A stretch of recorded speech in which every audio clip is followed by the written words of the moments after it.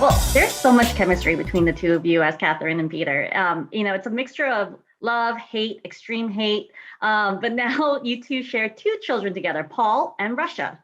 And how is that going to affect the power dynamic between the two of you, especially since it's a love, hate, and extreme hate kind of relationship right now?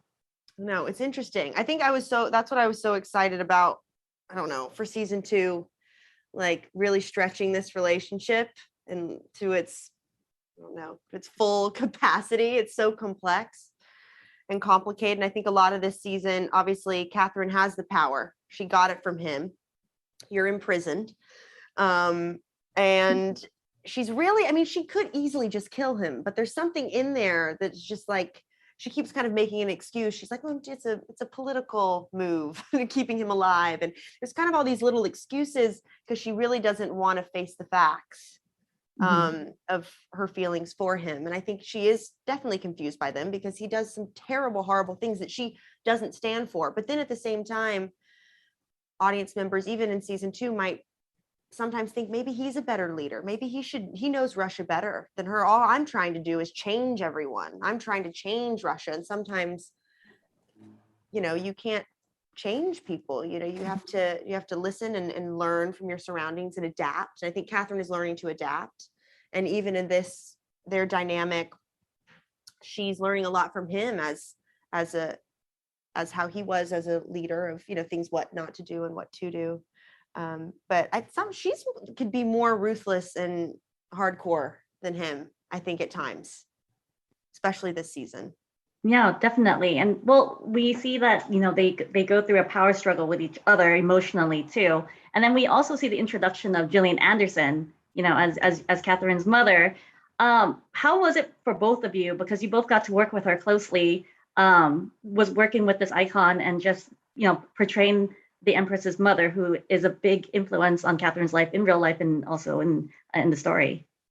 Yeah, I mean, I think Tony let me know that he had this storyline, an idea that Mother was coming to the palace, and we didn't know who he was going to cast or pick or anything. And I think he, first thought of the idea of Gillian and was like, oh God, is she going to say, she won't say yes, has she even seen the show? And turns out that she was a fan and she wanted to be a part of it with us, which was really a pinch me moment. And doing those scenes with her, it was so fun. She's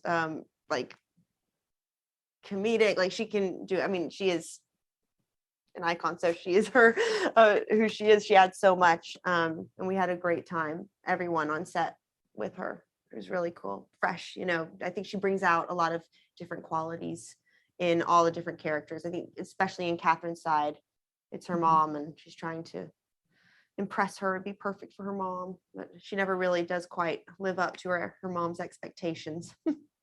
But also mummy-in-law too for Peter. So how is that relationship? Because he's trying to impress Catherine. He's trying to win her heart. So you use mother to get there. Yeah, he's gone through, for him, a real change up until that moment where he's trying to better himself and prove his love for Catherine and show that he can be the man that she wants him to be.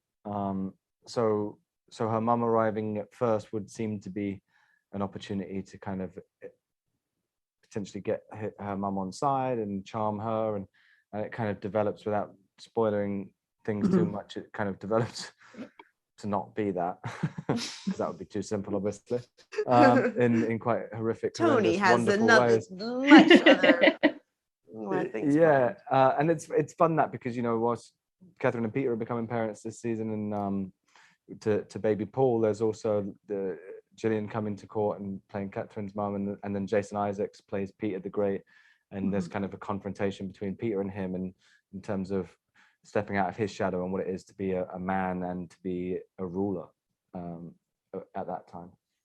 No, of course. Well, I really love these characters, and I can't wait for everyone to see it and be inspired, to watch the story unfold. So thank you guys so much for the season. I'm so excited for the next season. So I'm really just excited that everyone to see this. Thank you so much. Thank you. Thank you. I'm so excited about your characters this season. Both your characters love the Empress, and you have a strong hold on her as her close advisors, but you share different opinions regarding Archie, the patriarchy, what plans you guys want for him. How are these opposing opinions on Archie going to affect your relationship with Catherine and your relationship with each other? I mean, I think for Mariel, Archie's maybe her one blind spot. She's actually, we talk a lot about loyalty in this show, and Mariel's wavering loyalty to Catherine, and how she's ultimately, unfortunately, out to save her own skin.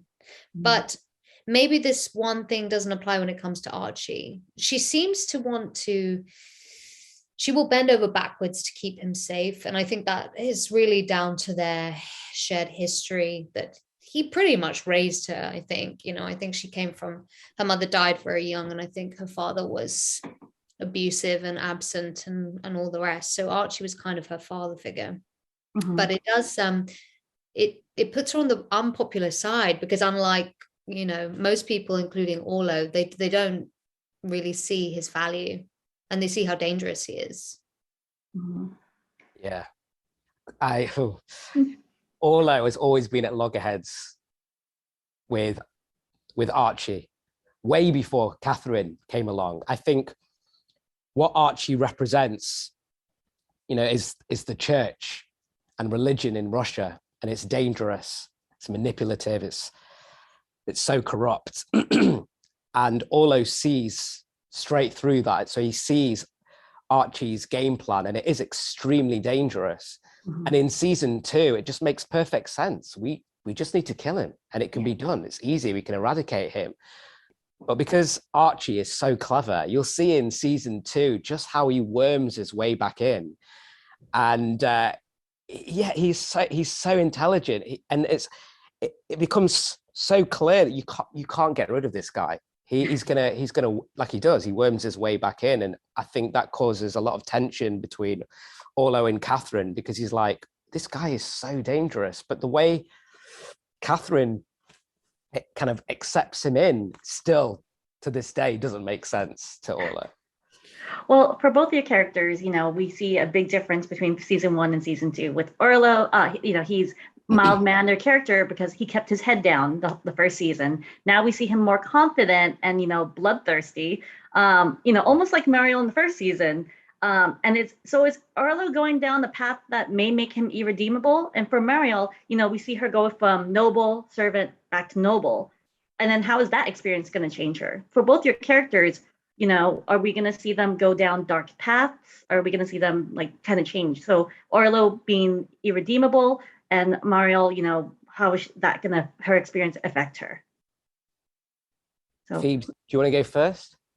Sure. I mean, I think, what we see for most of season 2 is Mariel getting what she has longed for so long, and fought for, and really, put her life and her friendships at risk for this regaining of her status. And for most of it, she is just reveling in it. And because her guard is down, because she's finally where she wants to be, she can open up to, love and sex and these sort of glorious, happy emotions that she's not been used to kind of indulging in. But long term, I do wonder, I hope she's not a grass is always greener on the other side kind of girl. But also, maybe she's going to find out the hard way that money doesn't make you happy, And then, yeah, I was going to say with Orlo, he's waited his whole life for something like this to happen, in terms of someone like Catherine taking the throne and making Russia great again. But with Orlo, he's never really had the confidence to carry it out. He can make the decisions. He knows what needs to be done, but he's never been able to just pull the trigger and do it. But now in season 2, he's got this newly found confidence, and it was such a joy to play, because he's like, we need to do this. If someone needs to die for the cause, then that needs to happen. So I don't think those choices are you say unredeemable, right? yeah, we know he exactly. Yeah, we see him go through this dark path. Yeah, this is the path, and they're not unredeemable. What is unredeemable is what we see in season 2 is Catherine's naivety, thinking that she can implement these big changes, freeing the serfs. It's a great idea, but Orlo knows from experience is you can't do something like that overnight.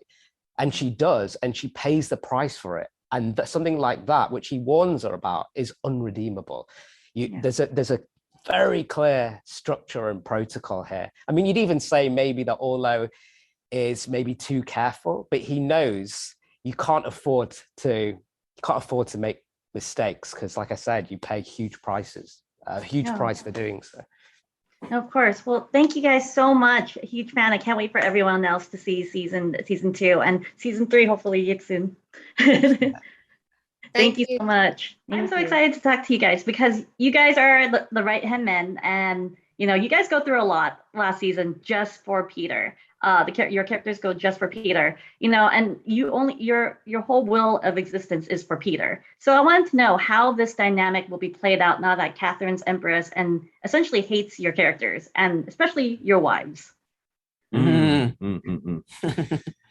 I mean, the main focus is to try and knock her off her stoop, really, and reinstate Peter. I mean, the world is a much more enjoyable place, I think, with Peter on the throne. We have more for fun. us. For us, it's not for anyone else. Yeah. But he knows how to throw a party, and that's good for us. That's all we want. We don't want to be challenged with like the Enlightenment and philosophers from Paris and all this kind of stuff. We don't want any of that. No, of course. Yeah. Well, my biggest surprise between you two is that it's Russia and everything is a competition, especially for the affections of Peter. But your relationship, you're never trying to really kill each other for Peter's affections. How will it now play out that now that Peter is out of favor? Will you guys still is there going to be a competition for that relationship with Peter? Or are you guys kind of like, we'll be best friends with each other, we'll distance ourselves? I think Arcadie's like, he's quite aware and cognizant of the fact that like Peter and Grigor are closer friends than he is. I mean, you only have to look at season 1 and how you didn't get tortured and Arcadie did. So, he's quite aware of that. So I guess there's an element of like wanting to, yes, being happy with that dynamic, but also wanting a bit of that. So I think I would say, but I don't think he's overly concerned with that though. But it definitely is something that plays on his mind, definitely. Well, ultimately, he just wants Peter back in power so we can get back to partying. Yeah, no, and that's the thing. Like, it's your characters are really, you guys are the funny like parts of the series too that enlighten us, especially since both your characters have the worst taste in women. With Georgia is like the mistress in front of Gregor, in Gregor's face, and Tatiana wants to be the mistress for Peter. What's wrong with your characters? Why? You guys are the men in power. What's going on? I mean, you see it that way, but I think Grigor has genuine love and affection for Georgina. That's the kind of dilemma. That's the predicament that he's in, because otherwise he'd ditch her straight away, but he doesn't because he does love her. So, yeah. Yeah, I think that's the same with Arcadia. I think he loves Tatiana and he loves his family ultimately, and so I think he. I think he probably thinks he has incredible taste in women because he really loves this woman. So, yeah. Well, my thing was because their relationship changes throughout the second season as well. Like the marriages, things happen, everything. But what can we expect is their breaking point for both the characters when it comes to their relationships with Peter, with their wives as well? I mean, that's really pushed to its limits in this season for Grigor, and it's very telling as to who he chooses to align himself with ultimately. I think his bond to Peter really and truly is, when it comes down to it, stronger than his bond to his wife, and that's who he ends up choosing, really. Yeah. So he's kind of like he's found his breaking point with his wife, I think, in this season. Yeah. I think for Arcadia, the breaking point would be his family. I think there isn't much that he wouldn't do for Peter, but I think, maybe when it comes to family, his kids, his wife, but certainly his kids, I think that's that would be the point where of no return. I won't say no return, but that's definitely a point of contention for him for sure. I need to know this for sure because I know how Gregor is with Georgina. But how would Arcady be if Tatiana was going to be the mistress in front of Arcady? I mean, this is something I considered a lot during the show because I guess it could go anywhere depending on how Tony chooses to write it, right? But I think ultimately there isn't really much you can do, you know, that was a lot of the dilemma for you. It's like, you know, you've got this guy who, you know, at a moment's notice can end your life. So there's a, you know, you've got to be quite like cautious around how you deal with loads of issues. And I think that would be, he'd certainly hate it.